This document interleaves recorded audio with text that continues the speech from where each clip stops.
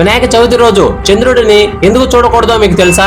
వినాయకుడు బొజ్జ నిండా కుడుములు, రకరకాల పిండి వంటలు, ఉండ్రాలు తిని మరికొన్ని చేతిలో పట్టుకొని భుక్తాయాసంతో ఇంటికి చేరుకున్నాడు. తల్లిదండ్రులైన శివ పార్వతులకు నమస్కరిద్దామని వంగడానికి ప్రయత్నించాడు. కానీ పొట్ట బిర్రుగా ఉండడం వల్ల వంగలేక అవస్థలు పడడంతో శివుడి తల మీద ఉన్న చంద్రుడు అది చూసి పకపకా నవ్వాడు. వినాయకుడికి చంద్రుడి ఎగతాళి చాలా కోపం తెప్పించింది. విఘ్నేశ్వరుడు తన కోపాన్ని అదుపు చేసుకోలేక వెంటనే చంద్రుడిని ఇలా శపించాడు. ఓ చంద్రుడా, నా రూపం చూసి వెక్కిరించినందుకు ఎవరైతే నిన్ను చూస్తారో వారికి సమాజంలో అపవాదులు, నిందలు తప్పవు. వారిపై లేనిపోని అపరాధాలు మోపబడతాయి. ఇకపై ఎవరు నిన్ను చూడకుండా ఉంటారు అని శపించాడు.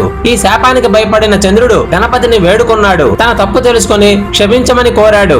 అప్పుడు గణపతి శాంతించి, సరే చంద్రుడా, నా శాపాన్ని పూర్తిగా తొలగించను, కానీ భాద్రపద చతుర్థి రోజుకు మాత్రం శాపం వర్తిస్తుందని అన్నాడు.